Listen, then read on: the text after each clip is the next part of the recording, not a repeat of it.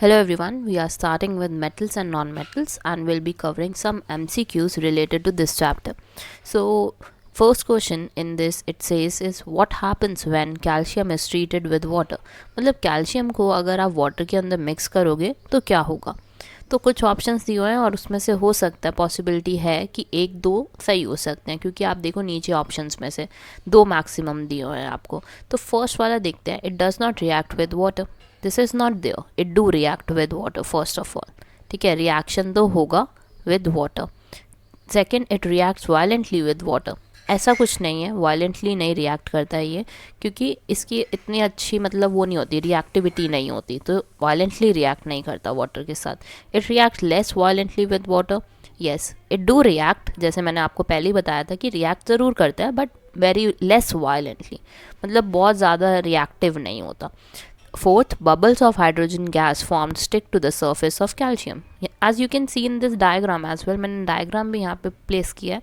Y? To show you कि होता क्या है एक्चुअल में. तो कैल्शियम है, ये जो ग्रे ग्रे आपको दिख रहा है कैल्शियम है ये, और उसके ऊपर यू कैन सी कि बबल्स स्टिक हो रहे हैं. अब बबल्स क्यों स्टिक हो रहे हैं? These are of hydrogen gas, क्योंकि ये कैल्शियम के साथ जब वाटर ट्रीट करते हैं हम तो हाइड्रोजन गैस रिलीज़ होती है. तो ये हाइड्रोजन गैस यहाँ पे क्या होना शुरू हो गई है? स्टिक होना शुरू हो गई है, और धीरे धीरे इसको क्या करेगी, ये कैल्शियम को सरफेस पे ले आएगी, और सरफेस पे वो क्या करना लगेगा, it will be moving on the surface of this water. So yes, bubbles of hydrogen gas formed stick to the surface of calcium. This is true as well. ये बहुत इंपॉर्टेंट क्वेश्चन है आपका from metals and non metals. ये ध्यान रखना, किसी और तरीके से भी पूछा जा सकता है आपसे कि किस केस में, किस मेटल के केस में हमारे हाइड्रोजन गैस मॉलिक्यूल स्टिक हो जाते हैं विद द मेटल, तो ये भी आ सकता है. तो ध्यान रखना इस चीज़ का. तो आप देख सकते हो कि थर्ड और फोर्थ हमारे ऑप्शंस करेक्ट हैं. So that means D part is the right answer for question number 1. Now we'll be moving to next question. Let's start with the second one. It says which one of the following properties is not generally exhibited by ionic compounds. तो हमें बताना है is not. यहाँ पे एक part ध्यान से पढ़ना कि यहाँ पे क्या लिखा हुआ है कि नहीं करते. तो सबसे पहली प्रॉपर्टी उन्होंने दी है solubility in water. तो ये तो होता है, they are soluble in water. जो ionic compounds होते हैं वो कैसे होते हैं? They are soluble in water.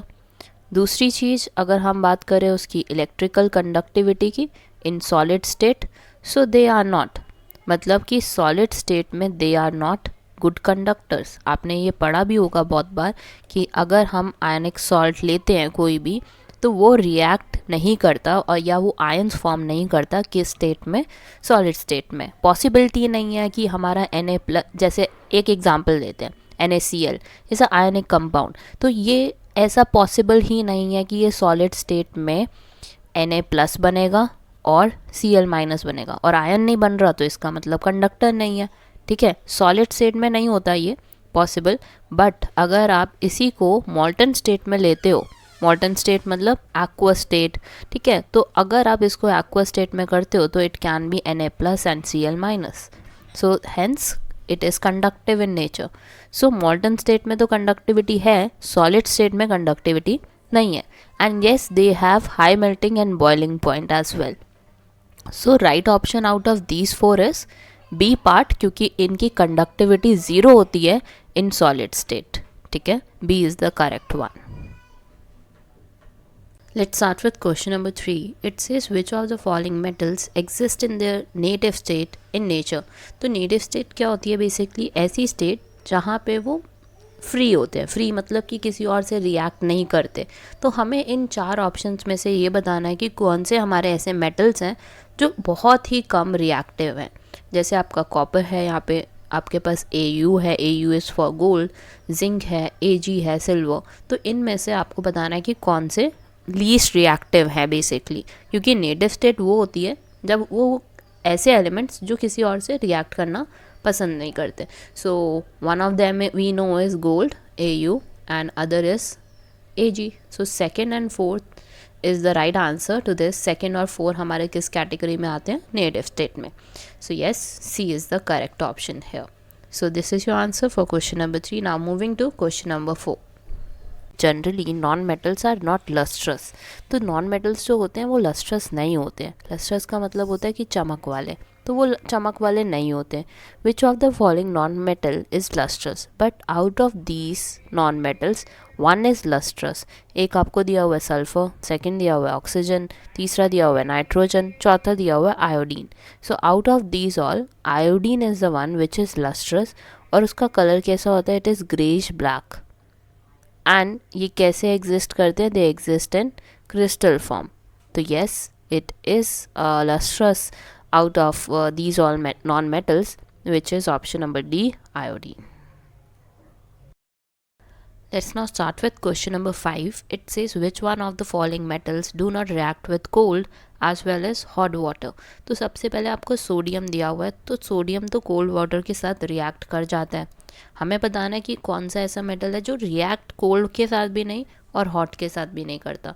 तो sodium can react with cold water क्योंकि बहुत ज़्यादा रिएक्टिव है. ठीक है, अब आती है आपकी बारी कैल्शियम की, तो कैल्शियम भी रिएक्ट कर लेता है हॉट वाटर के साथ. मैग्नीशियम की बारी आती है, तो मैग्नीशियम भी हमारा रिएक्टिव होता है with cold and hot water. Iron आता है लास्ट में आपका, यहाँ पे जो ऑप्शन है 4. Iron do not react with cold and hot water. Why? Because it is very less reactive metal. React नहीं करता, वो बहुत कम रिएक्ट करता है, अगर करेगा भी तो कैसे रिएक्ट करवा सकते हो वाटर वाले फॉर्म में? तो आपको क्या करना है, स्टीम लेनी है. वाटर तो लोगे, लेकिन किस फॉर्म में, स्टीम की फॉर्म में. और आपको क्या मिलेगा resultant, iron oxide plus hydrogen gas. So इसका मतलब it can react with water, but कौन सी फॉर्म होनी चाहिए उसकी, स्टीम होनी चाहिए, तभी वो रिएक्ट करेगा. So D is the right option. ऐसा मेटल है जो कोल्ड वाटर के साथ भी रिएक्ट नहीं करता, हॉट वाटर के साथ भी रिएक्ट नहीं करता, बट किसके साथ करता है, स्टीम के साथ. तो ये आपको सारा पता होना चाहिए कि कौन से एलिमेंट किसके साथ रिएक्ट करते हैं, कोल्ड के साथ, हॉट वाटर के साथ, किसके साथ रिएक्ट करेंगे. ठीक है, तो नेक्स्ट क्वेश्चन पे चलते हैं. क्वेश्चन नंबर 6 ना. Let's start with question number 6. It says an element A is soft and can be cut with a knife. This is very reactive to air and cannot be kept open in air. It reacts vigorously with water. Identify the element. So you can see यहाँ पे आपके पास magnesium दिया हुआ है, sodium दिया हुआ है, potassium दिया हुआ है, सॉरी फॉस्फोरस दिया हुआ है, कैल्शियम दिया हुआ है आपके पास. So now we have to identify which element is soft out of this. तो सबसे पहले जो दिमाग में आता है वो आता है sodium, because sodium is what type of metal, it is an alkali metal. कैसा मेटल है वो, एल्कली. एल्कली मेटल होने की वजह से it is yes soft in nature. तो पहली प्रॉपर्टी हो गई उसकी सॉफ्ट.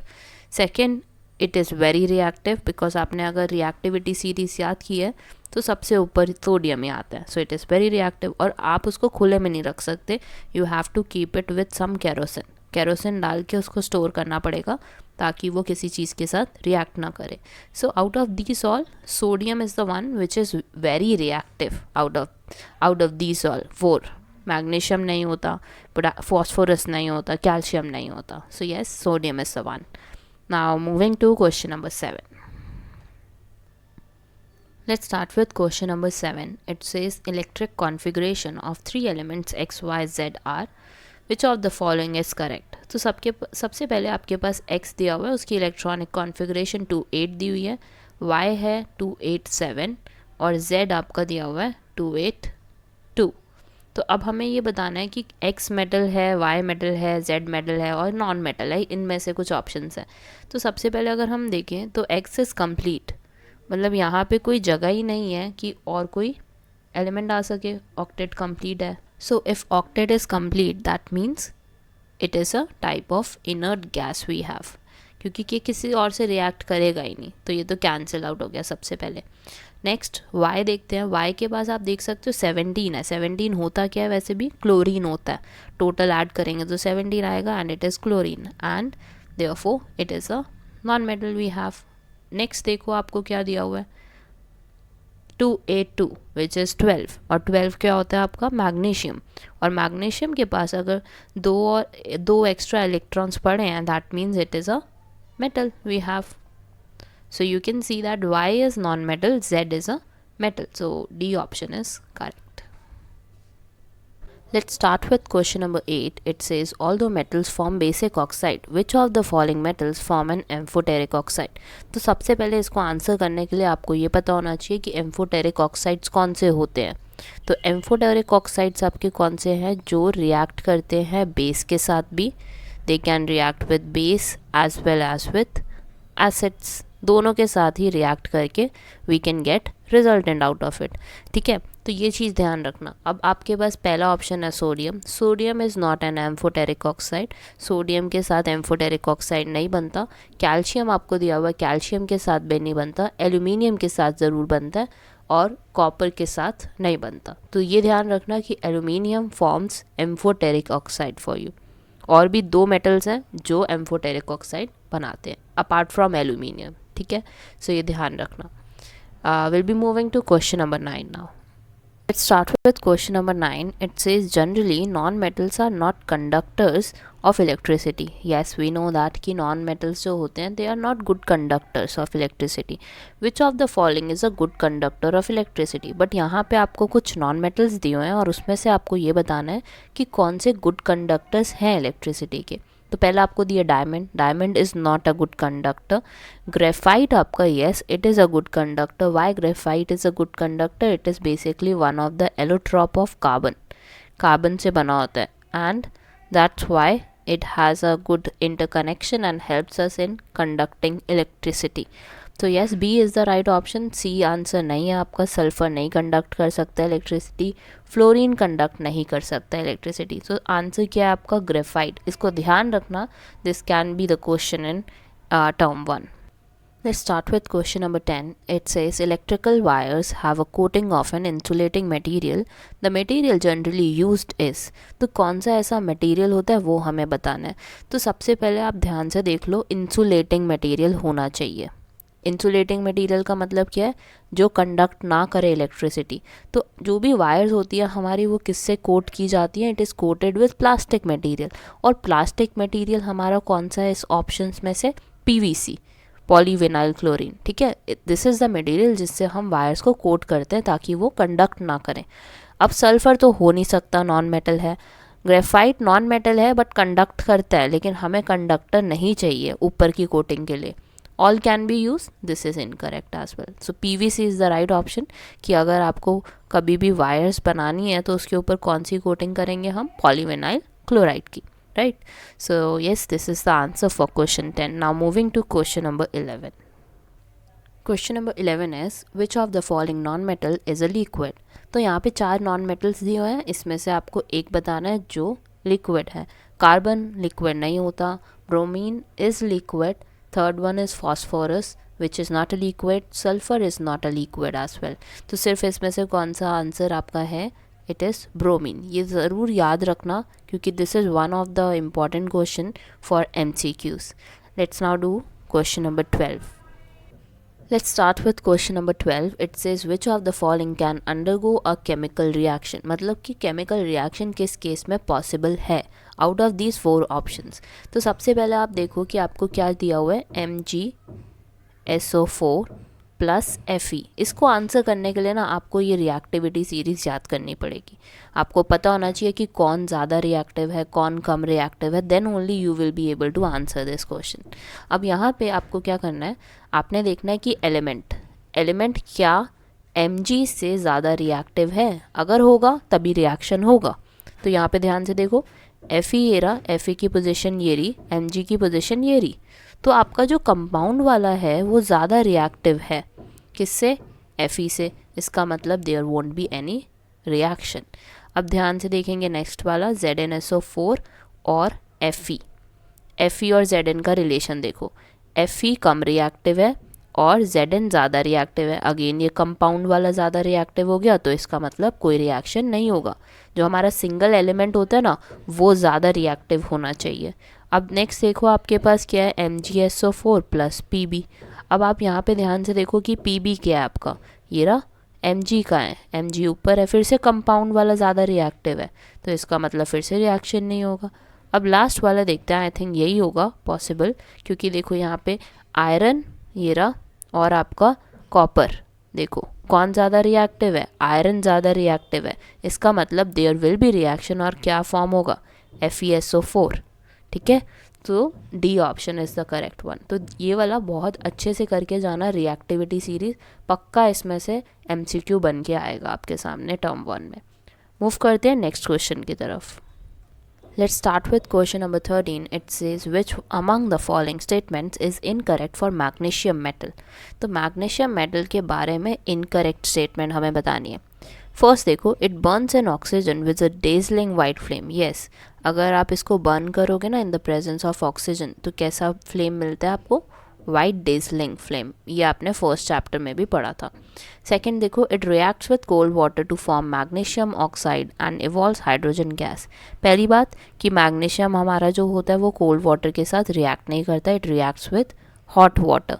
और जब हॉट वाटर के साथ रिएक्ट करता है ना हमारा मैग्नीशियम, तो वो क्या फॉर्म करता है, it forms magnesium hydroxide.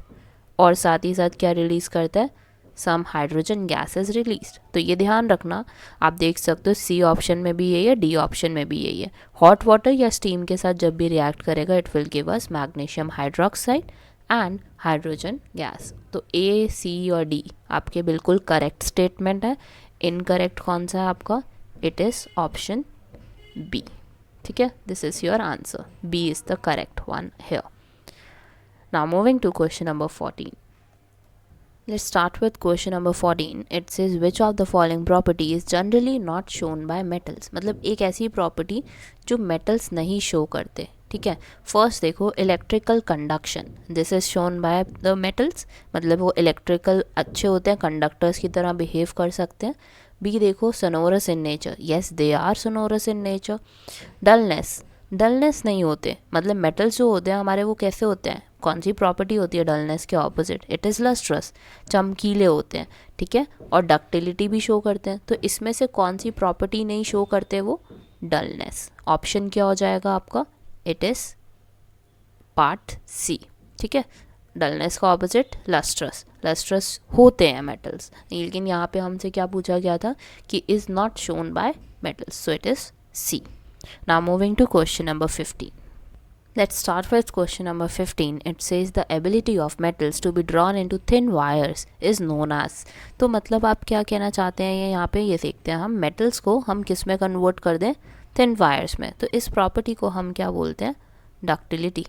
Ductility ऐसी प्रॉपर्टी होती है मेटल्स की जिसको हम क्या कर सकते हैं, we can draw them into very thin wires. जैसे कॉपर होता है, कॉपर को आप कैसे कर सकते हो, थिन वायर्स में कन्वर्ट कर सकते हो। दूसरी प्रॉपर्टी मैलेबिलिटी, मैलेबिलिटी क्या होता है हमारा, वायर्स में ना करके शीट्स में कन्वर्ट करना। ठीक है, सोनोरस क्या होता है, जो आवाज़ करते हैं। डी क्या आपका, कंडक्टिविटी, जो कंडक्ट करते हैं electricity. So out of these all A is the answer. Ductility जो भी होगा थिन वायर्स को कन्वर्ट करने वाला, it will be related to ductility. Now this is the end of this video. I hope you liked it, और अच्छी लगी तो प्लीज़ शेयर करना दोस्तों के साथ। Thank you for watching. Have a great day.